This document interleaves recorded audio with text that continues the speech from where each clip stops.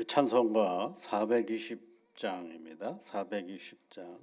너 성결 교회에 늘 기도하며 너 주 안에 있어 늘 성경 보고 온 형제들 함께 늘 사귀면서 420장 찬송입니다. 너 성결케 위해 늘 기도하며 너 주 안에 있어 늘 성경 보고 온 형제들 함께 늘 사귀면서 일하기 전마다 너 기도하라. 너 성결케 위해 내 머리 숙여 정밀히 계신 내 주께 빌라. 주 사귀어 살면 주 닮으리니 널 보는 이마다 주 생각하리. 너 성결케 위해 주 따라가고 일 다급하여도 당황치 말고 참 즐거울 때나 또 슬플 때나 너 주님만 믿고 늘 따라가라. 너 성결케 위해 늘 기도하며 내 소원을 주께 다 맡기어라. 너 성령을 받아 주 섬겨 살면 저 천국에 가서 더 잘 섬기리. 하나님, 새로운 날을 저희들에게 주셔서 감사드립니다. 기도하며 이 하루를 시작하는 귀한 믿음의 자녀들이 오니 주의 성령께서 오늘도 간구하는 이들의 그 간구에 귀를 기울여 주시고 복을 내려 주시옵소서. 하나님 아버지, 우리가 두 발을 딛고 살아가는 이 땅은 내 가정이 세워져 있으며 또 내 교회가 세워져 있으며 그리하여 이 땅에서 내 삶을 유지하고 있음을 알게 하여 주시고 내가 살아가는 이 나라가 주님의 은혜 안에서 늘 평안하도록 은총을 내려 주시옵소서. 오늘 평안한 이런 나라에서 살아가고 있음을 늘 감사하며 고마워하게 하옵시고 특별히 아버지 하나님이여 삶의 자리가 불안해져 있는 저 전쟁의 소용돌이 가운데 있는 우리의 이웃들을 기억하시사 하나님께서 그 생명을 주장하시고 이끌어 주옵소서. 그리하여 아버지의 사악한 인간의 전쟁하고자 하는 그 호전적인 마음을 잠재워 주옵시고 하나님의 강권적으로 역사하셔서 이 땅의 전쟁이 멈추어지도록 하나님 도와 주시옵소서. 우리가 살아가는 모든 삶의 터전을 복내려 주시고 주의 성령으로 말미암아 그저 자기가 주어진 삶의 자리에서 행복하게 살아가는 것을 주 하나님께서 온전히 허락하여 주옵소서. 예수님 이름으로 기도하옵나이다. 아멘. 하나님의 말씀은 마태복음 21장 12절부터 17절까지 말씀입니다. 마태복음 21장 12절부터 17절까지 함께 같이 읽어보겠습니다. 예수께서 성전에 들어가사 성전 안에서 매매하는 모든 사람들을 내쫓으시며 돈 바꾸는 사람들의 상과 비둘기 파는 사람들의 의자를 둘러 엎으시고 그들에게 이르시되 기록된 바 내 집은 기도하는 집이라 일컬음을 받으리라 하였거늘 너희는 강도의 소굴을 만드는도다 하시는도다. 맹인과 전원자들이 성전에서 예수께 나오매 고쳐주시니 대제사장들과 서기관들이 예수께서 하시는 이상한 일과 또 성전에서 소리질러 호산나 다윗의 자손이 하는 어린이들을 보고 노하여 예수께 말하되 그들이 하는 말을 듣느냐. 예수께서 이르시되 그렇다. 어린 아기와 젖먹이들의 입에서 나오는 찬미를 온전하게 하셨나이다 함을 너희가 읽어본 일이 없느냐 하시고 그들을 떠나 성 밖으로 베다니에 가서 거기서 유하시니라. 아멘. 우리가 잘 아는 예수님이 성전에서 행하신 일을 우리에게 가르쳐 주고 있습니다. 이제 그 성전을 이야기할 때 꼭 그 성전의 구조를 한번 생각해 보면 성전의 중심에는 그 성전이 있어요. 성전. 그리고 이제 성전 주변에는 여러 가지 그 성전으로 나아가는 그런 그 단계들이 있습니다. 예를 들어서 이제 성경을 읽다가 보면 이방인의 뜰이라고 있어요. 이방인의 뜰. 그러면 이제 거기까지는 모든 사람, 세상의 이방인들까지도 그 성전 들어가는 바로 입구까지는 올 수가 있는 자. 그 다음에 이제 어떤 뜰이 있느냐면 이 여자의 뜰이 있어요. 여인들의 뜰이 있습니다. 거기까지 이제 여인들이 들어갈 수가 있고, 그 다음에 이스라엘의 뜰이 있어요. 근데 이스라엘 사람들이 거기까지 갈 수 있고, 그리고 성전 가까이는 누가 들어갈 수 있는 제사장의 뜰 그래가지고 이제 제사장만 갈 수가 있고, 그리고 성전 안에는 누가 들어가는 거예요? 이제 대제사장이 들어가는 거죠. 이렇게 점점 들어가는 사람들이 한정되어져 있는 거죠. 예수님이 성전을 정결하게 하셨다라고 할 때는 어디서 하신 거냐면 성전 안에 지성소하고 성소에 있는 그 자리에서 하신 것은 아니고 이방인의 뜰 모든 사람들이 어우러지는 곳에서 예수님이 행하신 일이 두 가지가 있는 거죠. 그래서 거기에 보면 매매하는 사람, 성전 안에서 매매하는 모든 사람을 내쫓으시고 돈 바꾸는 사람들의 상과 비둘기 파는 사람들의 의자를 둘러 엎으셨다. 이렇게 되어 있죠. 그러니까 이제 성전세를 내야 됩니다. 성전에 온 모든 사람들은 성전세를 내야 되는데 성전세를 그냥 내가 가지고 있는 돈을 내면 제일 좋지 않겠어요? 근데 그걸로 내는 게 아니라 성전세를 내는 돈이 따로 있어서 그것을 이제 환전을 여기서 해야 되는 것입니다.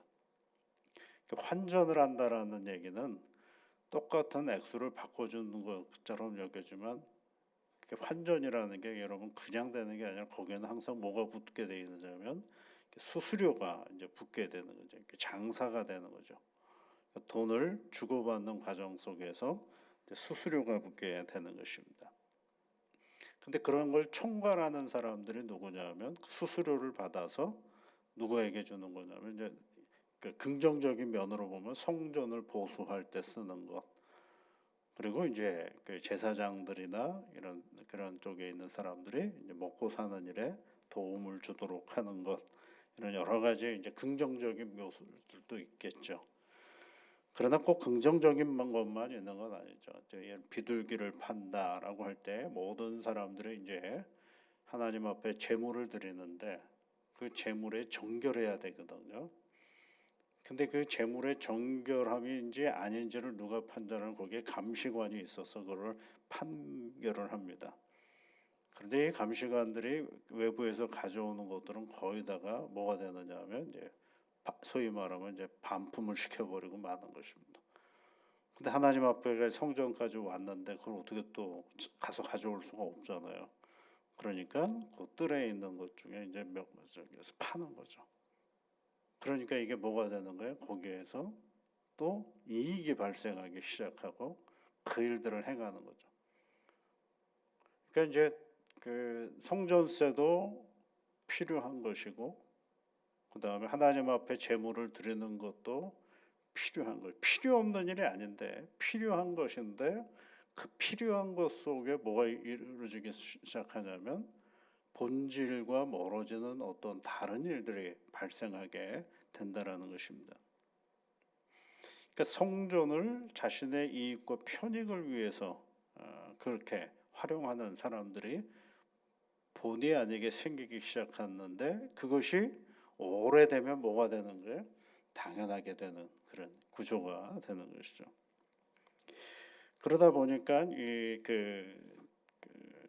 성전에 필요로 하는 그런 그 수수료를 뭐라고 얘기를 하냐면, 그래서 그 이스라엘의 그 사회상이라는 그런 책에 보면 콜본이라 그래요. 콜본. 그 수수료를 아주 그 고유한 언어가 있어요. 콜본. 그래서 그 수수료가 뭐에 필요로 하는다 그랬어요? 아까 성전을 새로 보수하거나 이런 것들을 이제 필요로 하는데, 그런 필요를 채우는 긍정적인 것과 더불어서 누군가의 이익을 증대시키는 그런 수단으로 활용되어지는 경우들이 있게 되는 거죠. 근데 그것이 반복되고 지속이 되면 뭐라고요? 그것이 전부인 줄 알고 그것이 당연하게 생각되어져 버리고 마는 것입니다. 그래서 여러분, 신앙생활은요, 반성 없이 종교 행위를 계속하게 되면 뭐가 되느냐면 그 행위, 그러니까 하나님을 위하는 행위인 듯한데 그것이 곧 뭐가 되느냐면 타락이 되는 것입니다.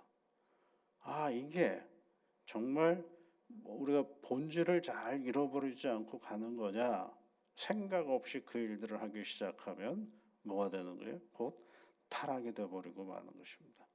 우리가 신앙생활을 할 때 새벽 기도회도 하고 또 예배에 여러 예배들도 참여를 하고 하나님 앞에 헌금도 드리고 봉사도 하는데요. 거기에 뭐가 없어져 버리기 시작하면, 생각이 없어져 버리기 시작하면 뭐가 된다고요? 그것이 곧 타락이 돼 버리고 마는 것입니다. 우리는 타락 그러면 꼭 다른 걸 해야지 타락이라고 생각하잖아요. 우리가 교회에서 벗어나는 일들을 타락이라고 생각할 가능성이 많잖아요. 그런 사람이 몇 명이나 되겠어요. 생각보다 우리는 가장 경건한 종교 행위를 통해서 타락에 가는 길로 갈 때도 있다라는 것입니다. 그 반성 없는 종교 행위는 늘 타락에 가깝게 되어져 있는 것입니다. 그럼 모두를 예수님은 성전에서 다 내어 쫓았느냐? 그렇지 않죠. 여러분 14절 말씀해 보면 맹인과 전원자들이 성전에서 예수께 나오매 고쳐 주었다. 그 성전에 맹인과 전원자들은 예수님께서 전혀 건드리지를 않으셨다라는 것도 우리가 알 수가 있습니다.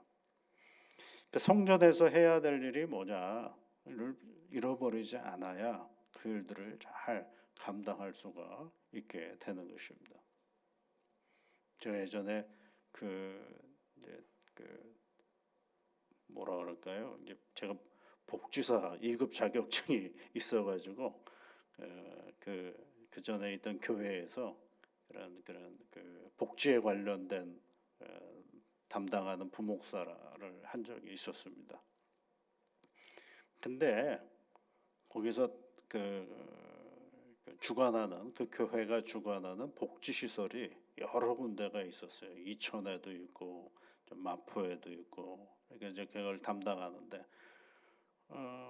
한 2년 정도 지나면 누구 막 찾아와요. 왜냐하면 거기에 이제 무슨 계약하는 것들이 있거든요. 그러니까 무슨 용역 계약도 하고 거기에 뭐 이렇게 비품들 계약할 때가 이렇게 옵니다. 그러면 이제 그 사람들이 명함도 갖다 주기도 하고 막 이래요. 뭐 그럴 수 있죠. 근데 더 힘들었던 것 중에 하나는 뭐냐면 교회에 소위 말하면 조금 명함 좀 내민다고 애헴거리신다는 분들이 전화가 와요. 내가 그 사람 잘 아는 사람인데 그러면서 전화가 오는 거죠. 그래서 그때 많이 생각을 해봤어요. 아하, 교회가 크다고 좋은 건 아니구나.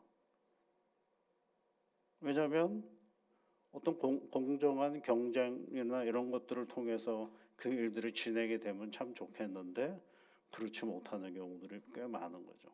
그러나 이제 복지에 관련된 거는 교회만 관련된 게 아니라 나라와도 연결이 되어 있기 때문에 함부로 할 수가 없어요.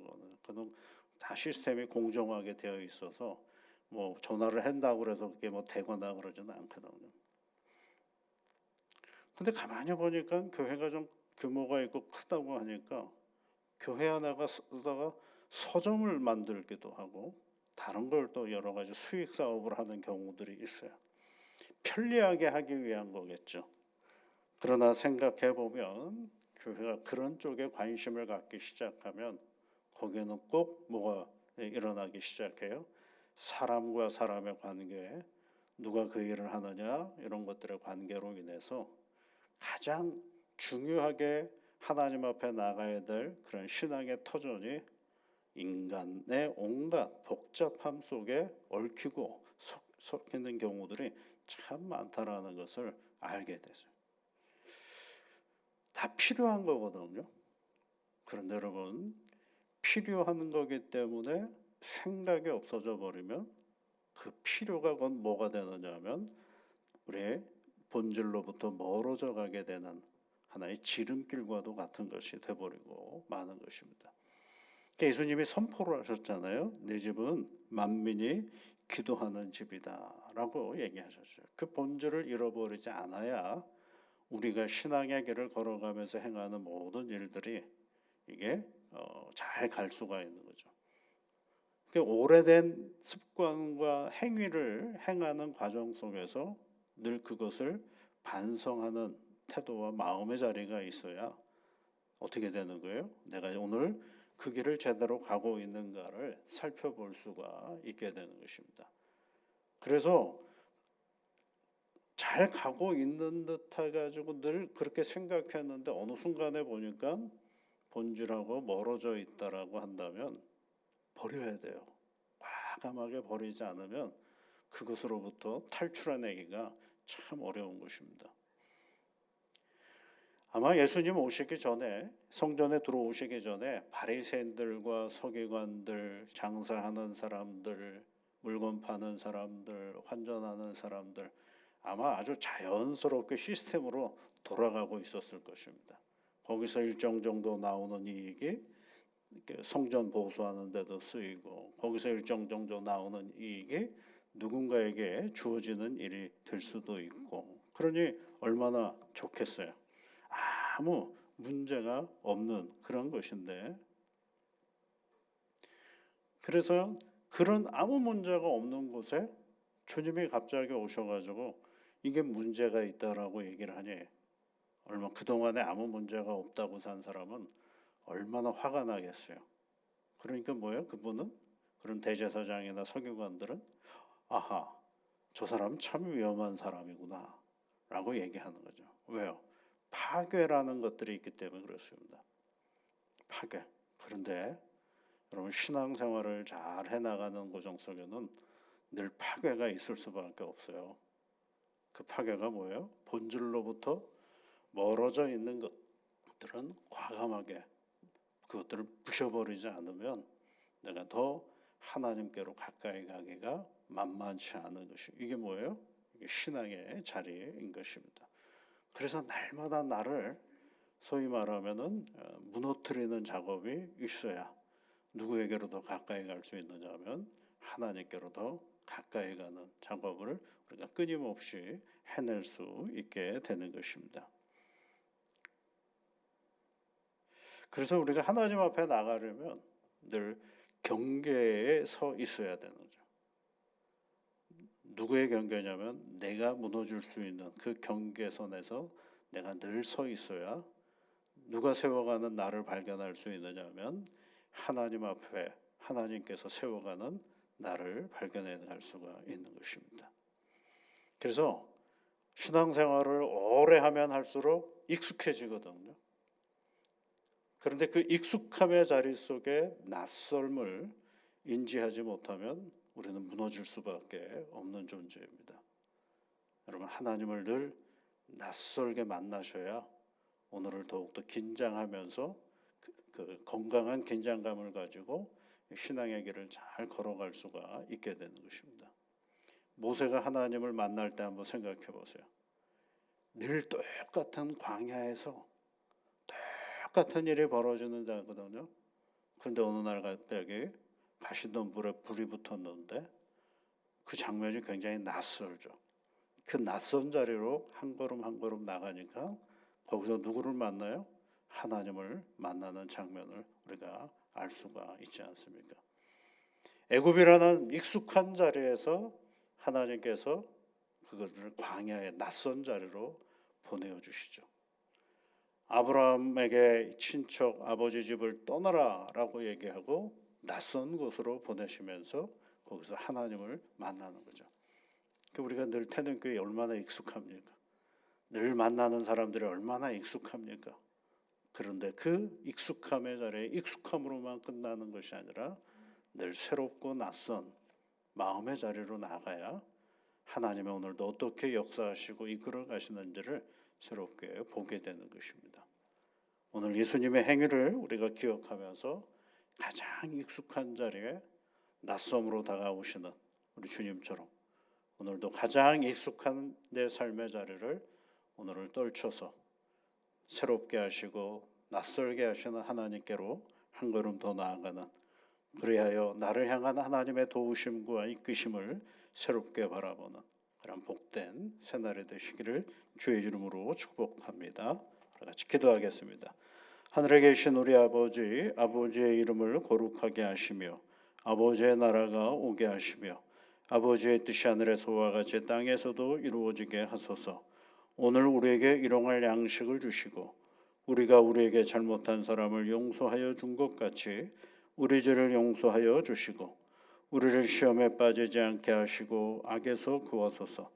나라와 권능과 영광이 영원히 아버지의 것입니다. 아멘.